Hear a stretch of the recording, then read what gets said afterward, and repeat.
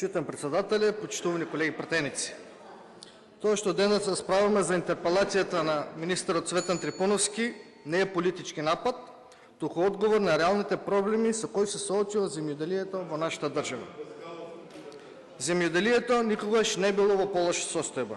Нема гранка, каде што нема проблем. Секаде хаос, неизвестност, понижени земјоделци, оставени сами да се борат за својата екзистенција.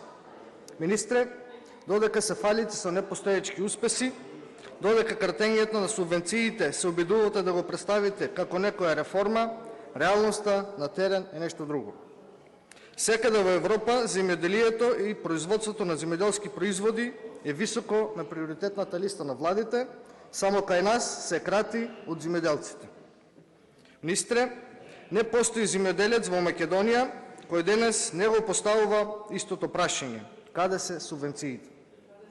Тутунарите слушаат ветувања дека исплатата ќе биде до крајот на април. Потоа слушнаа дека ќе биде до крајот на мај, денес сме средина на јуни и парите се уште ги нема. Но проблемот не е само со тутунот. Доцнат субвенциите за сточарството, доцнат субвенциите за производството на предадено млеко, доцнат субвенциите за полјоделските култури, доцнат субвенциите за градинарството, за пчеларството и за органското производство.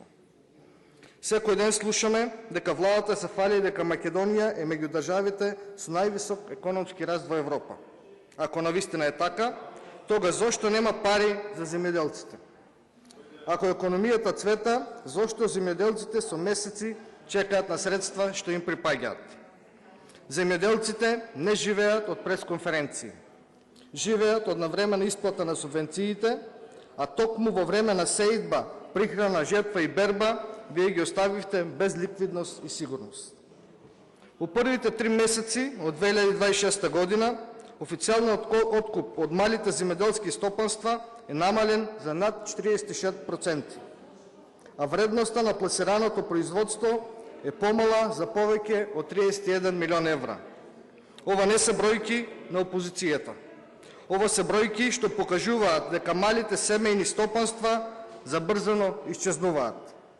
Наместо да им помогнете, вие ги укинувате или ги кратите програмите што беа наменети токму за нив. Ги намаливте субвенциите, ги поништивте повиците за механизација и укинавте мерките за микропроизводители. Истовремено го зголемивте лимитот за субвенции до 1 милион евра по корисник. Со други зборови, малите ги оттргнавте, а поголемите направивте привилегија. Тоа не е политика на развој на земјоделството. Тоа е политика на концентрација на државната поддршка кај мал број корисници.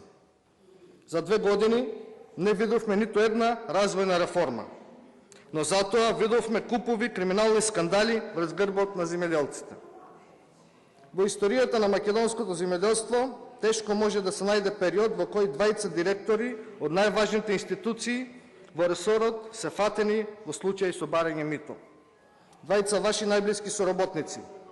Ова веќе не е прашање на поединечни случаи. Ова е прашање на политичка одговорност. Кога директорот задолжен да ги контролира земјоделците е осомничен за мито и директорот задолжен да доделува европски средства е осомничен за мито, тогаш никој повеќе не верува дека станува збор за случајност. Последицата е најтешка можна. Македонија без доверба од Европската Унија и со стотици замрзнати инвестиции. Тоа е најголемиот пораз во овој мандат. Министре, вие покажавте дека немате волја да го развивате земјоделството и да им помагате на земјоделците. Долга е листата на факти и докази за вашето неодговорно работење и тоа мора да престане. Доста е од лаги и грабеж од земјоделците. И благодарам.